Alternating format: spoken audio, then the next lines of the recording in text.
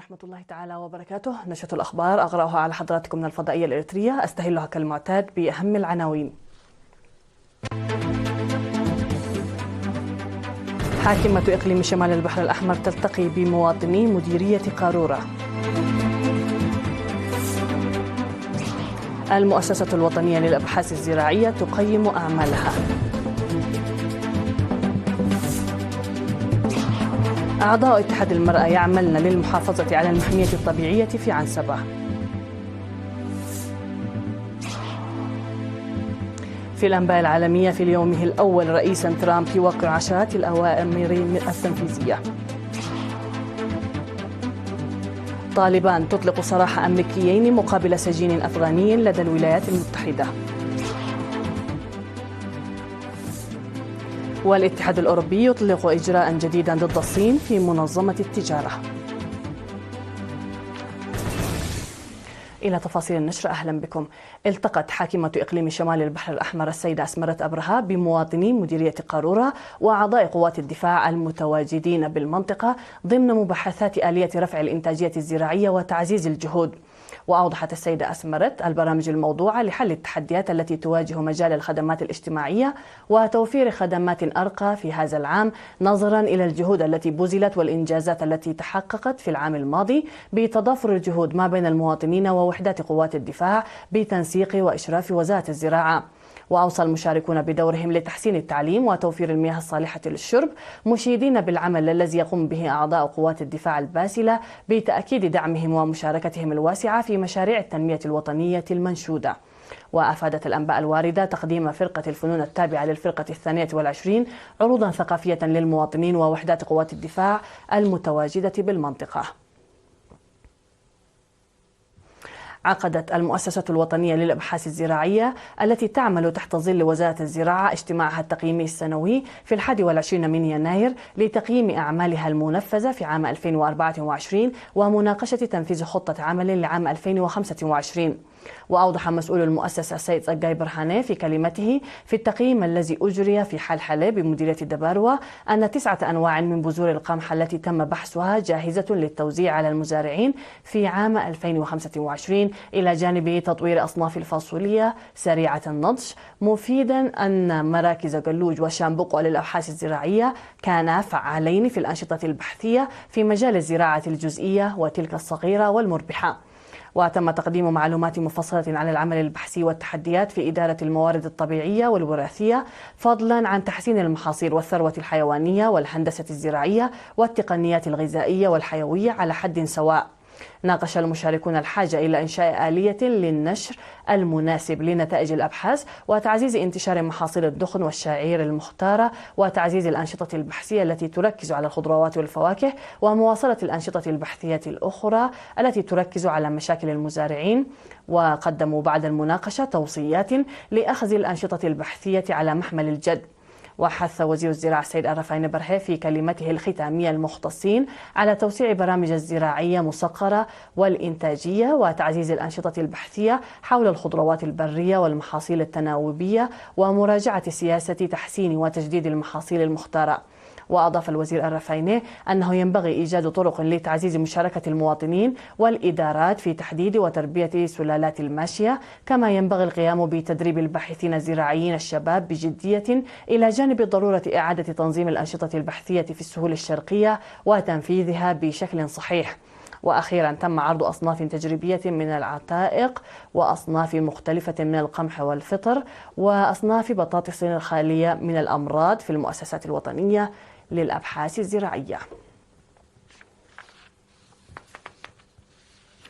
تم تدشين مشروع مياه الشرب بضاحية إنبات كلا بمديرية جندع الذي كلف حوالي 2 مليون نقفة بتعاون مكتب ثروة المياه وقسم المياه بإقليم شمال البحر الأحمر. وفي الحفل الذي أقيم في 18 من يناير أشاد مدير ضاحية إنبات كلا سيد منغست ولدو بالعمل الذي قام به الأهالي وقوات الدفاع في إنشاء المشروع الذي شمل محطة تخزين المياه و4 محطات توزيع مربوطة بها. وحث مسؤول إدارة خدمات المياه بإقليم شمال البحر الأحمر السيد هبتزيون برهان السكان على إدارة المشروع بشكل صحيح واستخدامه بكفاءة لضمان استمرارية الخدمات. وأوضح مدير مديرية جندع السيد عمر يحيى إن 85% من سكان المديرية تمكنوا من الاستفادة من إمدادات المياه الصالحة للشرب بفضل المشاريع التي تعمل عليها الحكومة لتوفير مياه الشرب للاستعمال المحلي. وقال السكان إن الإمداد الضاحية بخدمات مياه الشرب سيسهم في خفض استهلاكهم. تقع ضاحية إمبتكالا على بعد 10 كيلومتر جنوب جندع، وهي واحدة من 17 ضاحية واقعة بمديرية جندع. تشير الأنباء أن المحميات الطبيعية التي تم إنشاؤها ومراقبتها من قبل أعضاء اتحاد المرأة فرع إقليم عنسبة منذ عام 2011 بالتعاون مع هيئة الغابات والحياة البرية في حالة جيدة.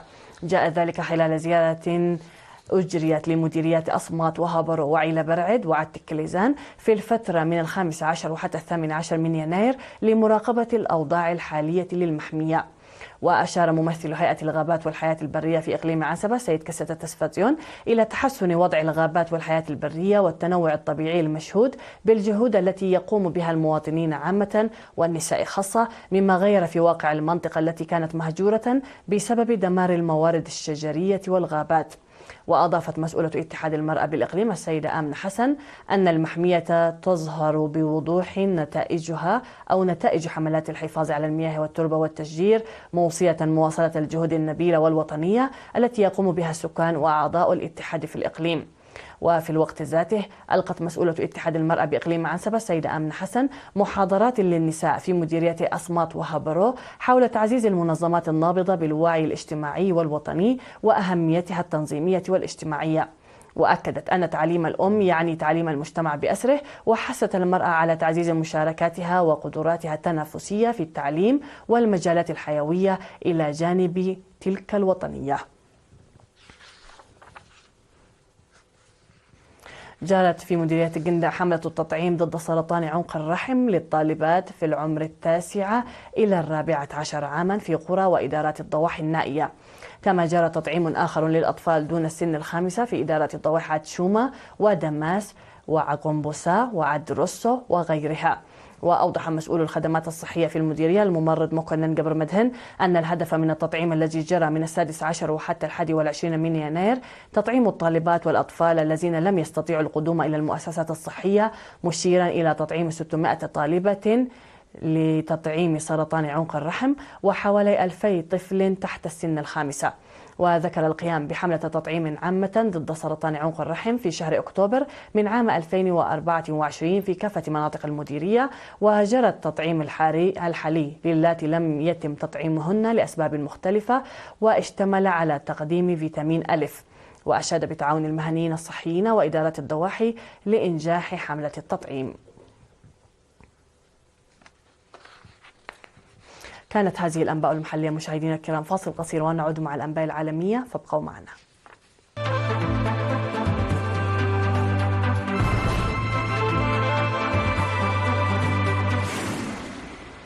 على الصعيد العالمي، وقع الرئيس الأمريكي دونالد ترامب عددا كبيرا من الأوامر التنفيذية المهمة، من بينها مراسيم عفو عن نحو 1500 شخص من أنصاره شاركوا باقتحام مبنى الكابيتول في عام 2021 في محاولة منهم لتعطيل المصادقة على انتخاب جو بايدن رئيسا لعام 2020.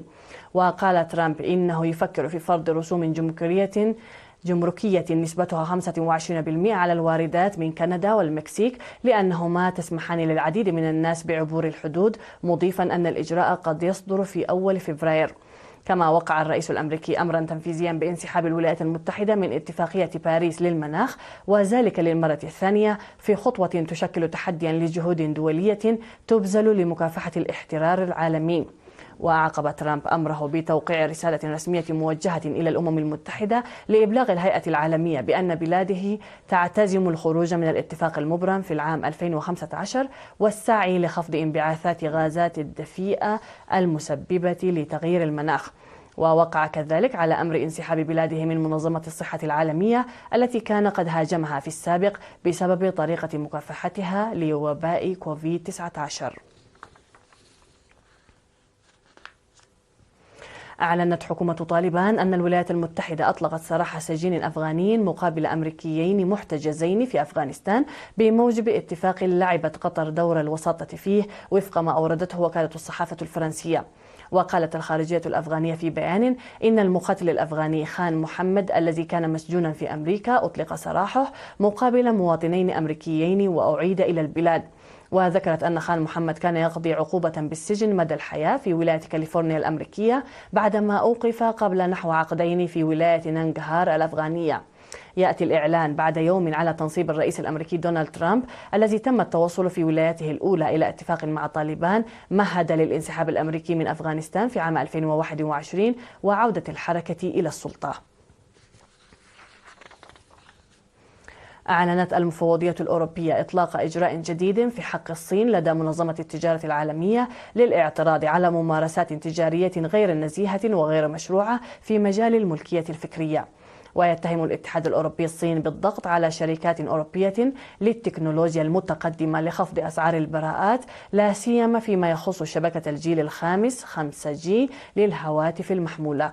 ونددت الصين من جانبها بهذا الإجراء الجديد. وجاء في بيان صادر عن وزارة التجارة الصينية أن الصين تندد بالإجراء المتخذ من الجانب الأوروبي وهي ستتعامل مع هذه القضية وفقا لقواعد منظمة التجارة العالمية وتصون بحزم حقوقها ومصالحها المشروعة.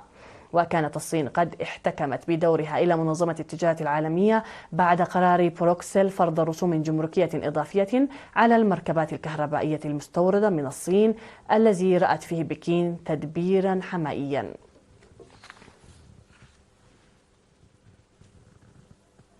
في النبأ الأخير قال مسؤول بالشرطة المحلية إن 16 شخصا على الأقل لقوا حتفهم وأصيب 10 آخرون في انهيار أرضي ناجم عن هطول أمطار غزيرة في مقاطعة جاوا وسط إندونيسيا. وقال قائد الشرطة في مدينة بيكالونغان بوسط جاوا لقناة مترو التلفزيونية المحلية تأكد مقتل 16 شخصا وبالنسبة للضحايا المصابين تم نقل 10 إلى المستشفيات. من جانبه قال المتحدث باسم الوكالة الوطنية الكوارث إن الكارثة الطبيعية وقعت في منطقتي بريبيس وبور بالينغا. وقال المتحدث يجب على الناس أن يكونوا في حالة تأهب حيث من المتوقع أن تستمر الأمطار الغزيرة.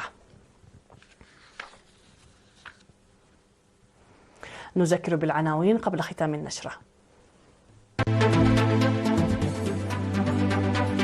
حاكمة إقليم شمال البحر الأحمر تلتقي بمواطني مديرية قارورة. المؤسسة الوطنية للأبحاث الزراعية تقيم أعمالها. أعضاء اتحاد المرأة يعملن للمحافظة على المحمية الطبيعية في عنسبة. في الأنباء العالمية في يومه الأول رئيسا ترامب يوقع عشرات الأوامر التنفيذية. طالبان تطلق سراح أمريكيين مقابل سجين أفغاني لدى الولايات المتحدة. الاتحاد الأوروبي يطلق إجراء جديدا ضد الصين في منظمة التجارة. مشاهدينا الكرام، هكذا نكون قد وصلنا وإياكم إلى نهاية النشرة قدمناها لكم من الفضائية الإريترية. شكرا لكم على حسن المتابعة والسلام عليكم ورحمة الله.